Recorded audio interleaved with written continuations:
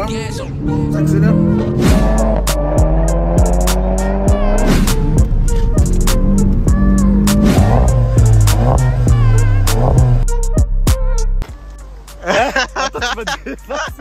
T'es pas prêt, ouais, je t'ai filmé comme ça. J'étais pas prêt, frérot. Gros, je t'ai filmé comme as. Je te jure, tu m'as pris, tu dépourvu.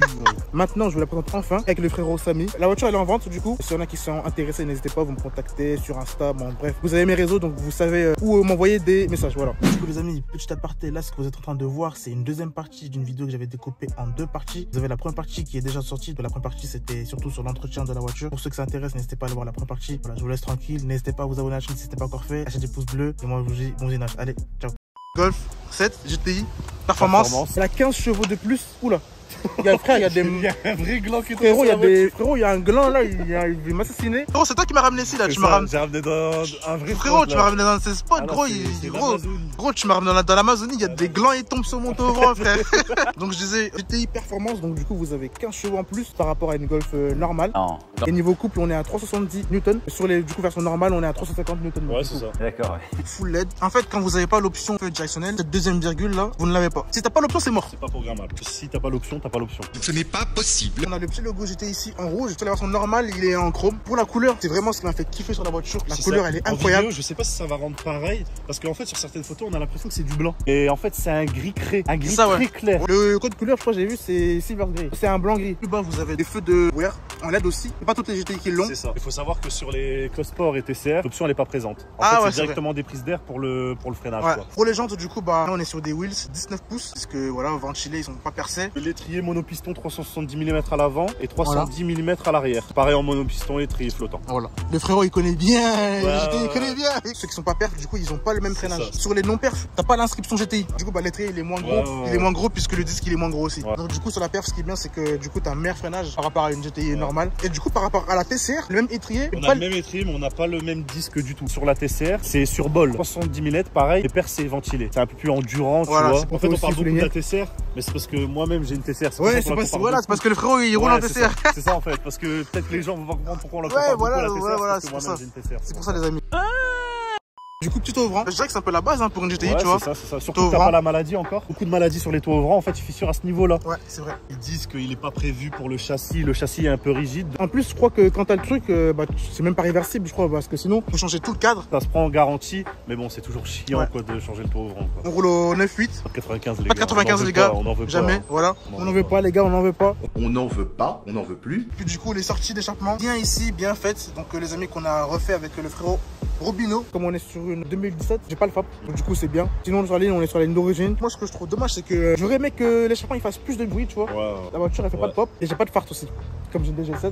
Et pourtant, toi, t'as une DG7 sur la TCR. Moi, je suis frappé des G7, c'est de la carto. Petite bête, les amis. On est sur un 2 litres, 4 cylindres, 245 chevaux. Parce qu'on est sur une performance. Sinon, d'origine, une GTI, ça sort 230. Il est connu et reconnu. Il y avait juste des petits soucis au niveau des 2013-2014 au niveau du turbo, qui était vite changé. Mais toi, comme c'est une phase 2, il n'y a aucun souci. Il y a juste un petit souci, il faut faire gaffe à la pompe à eau. Un petit détail aussi, sur toutes les Golf, il faut savoir que ça, avec la chaleur, en fait, il rétrécit. Donc les fixations, elles tombent. La maladie, mais c'est un petit détail. Voilà, ça n'empêche à rien, tu vois, l'utilisation du véhicule. Ce qui est bien, c'est que l'ancien proprio, il a mis un Colson juste pour le bloquer et ça fait vraiment le taf en fait. Un petit système D, un petit carré.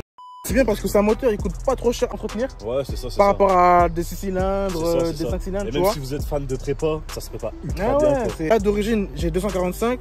Stage 1, je crois, je prends déjà 320. Ouais, c'est ça. C'est ça, tu prends la puissance d'un R. Niveau consommation, je dirais que moi, quand je roule normal, je suis à 9 litres au 100. Par contre, dès que j'appuie, on est à 14, 16. Après, t'as la DSG7, donc c'est pas mal. T'as la 7ème vitesse qui te fait économiser. Voilà, qui fait économiser sur l'autoroute. Sur l'autoroute, ça consomme que dalle, les gars. Vraiment, ça consomme que dalle sur l'autoroute. Si tu veux pas trop consommer et que tu roules tranquille, tu seras à 9 litres au 100. J'ai envie de te dire, quand tu prends ça, bah tu vas pas rouler doucement, frérot. Il y en a beaucoup qui parlent du châssis, nanana. Sur les GTI, certes, le châssis, c'est pas le meilleur. Mais tu fais quelques réglages, tu rabaisses. Tu peux te permettre de faire du circuit. De toute façon, on n'est pas des pilotes. Parce que beaucoup parlent du châssis, mais on n'est pas des pilotes. On n'est pas des pilotes. Tu ne passeras jamais ton véhicule à 100% de ses capacités. Donc là maintenant les amis, on va passer à l'intérieur. On va juste un peu vous montrer les plus par rapport à une phase 1. Au niveau de la portière, franchement, il n'y a rien qui change. Dans la phase 2, vous avez le virtual cockpit. Non merde, je vais baisser le volume. vous avez le grand écran. Milieu, vous avez le chargement induction DSG 7. Je vais faire aussi un petit commentaire sur en fait les palettes d'origine, elles sont trop petites. Du coup, ce qui fait que des fois dans les virages, tu cherches un peu ta palette. Ouais, c'est ça. Bah, après, beaucoup mettent des rajouts. J'aurais aimé qu'ils d'origine ils mettent des palettes plus grosses, comme BM. Tu vois, BM ils te mettent des bonnes grosses palettes. Même sur Audi, c'est un problème. Même sur Audi, bah ouais. En fait, tout le groupe VAG, je crois, les palettes. C'est ça, les palettes, c'est ultra discret. Et ouais, sinon d'ailleurs, franchement, voilà, j'aime bien, tu vois. J'aime bien. Pas mal. Bah, moi, j'aime beaucoup. J'aime bien. Le démarrage il est doux en vrai. Par contre, cold start c'est beaucoup plus prononcé, j'aime bien. Tu la démarres en cold start quand le moteur il est bien froid, elle fait un bon son au démarrage. Voilà, comme le moteur il était déjà chaud, elle a pas trop gueulé, tu vois.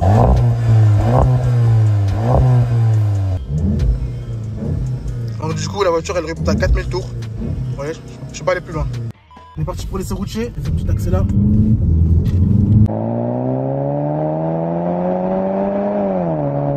Les amis, on va faire un petit launch. ESP désactivé, on maintient le frein, on appuie sur l'accélérateur et après on lâche.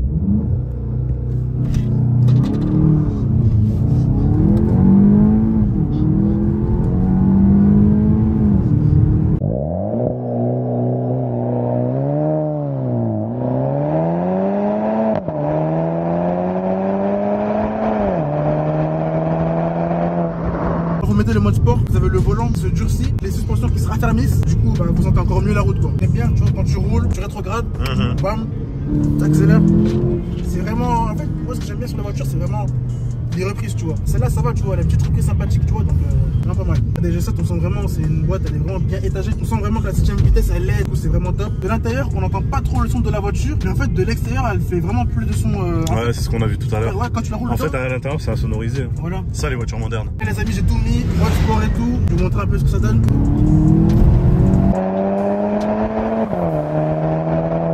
Du coup, les amis, je vais pas trop parler parce que je vais rester concentré sur la route.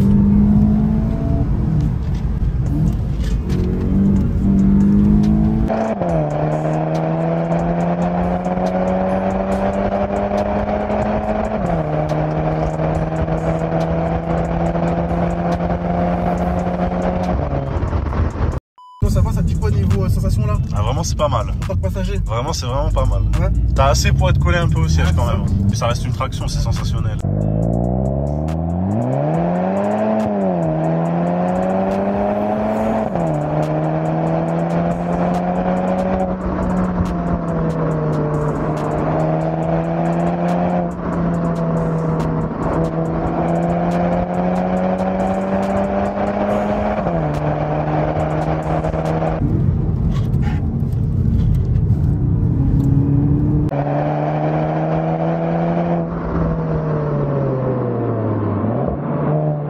Les routes, elles sont magnifiques. Vraiment.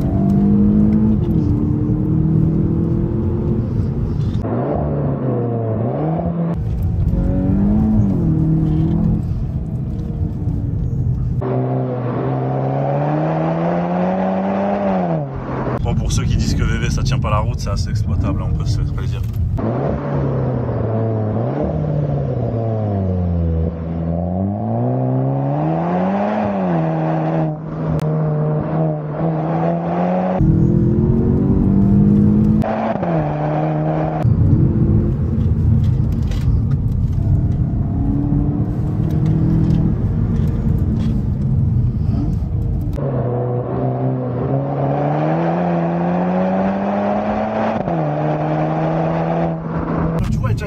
Assez pour se faire plaisir quoi. Là tu vois on n'a pas tiré trop longtemps et le freinage à la pédale je le sens qu'il commence à fatiguer tu vois. Gendarmerie frère, ils ont été appelés frère.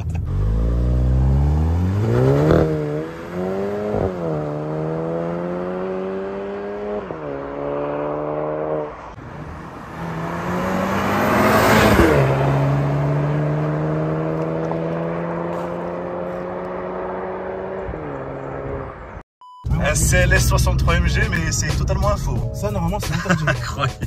Bon du coup les amis on arrive à la fin de la vidéo, donc j'espère que vous avez vraiment aimé cette vidéo. N'hésitez pas à lâcher des petits pouces bleus et à vous abonner à la chaîne si ce n'est pas encore fait. Vous pouvez aussi me retrouver sur mon Instagram, donc mon Instagram c'est panem-auto, il va s'afficher juste ici en bas. Frérot je sais pas si on met ton Instagram. Non, toujours. Lui il reste discretos les amis. Ouais, ça, voilà, lui il reste discretos. Sinon les amis, donc comme je vous l'ai dit en début de vidéo, donc la voiture elle est à vendre.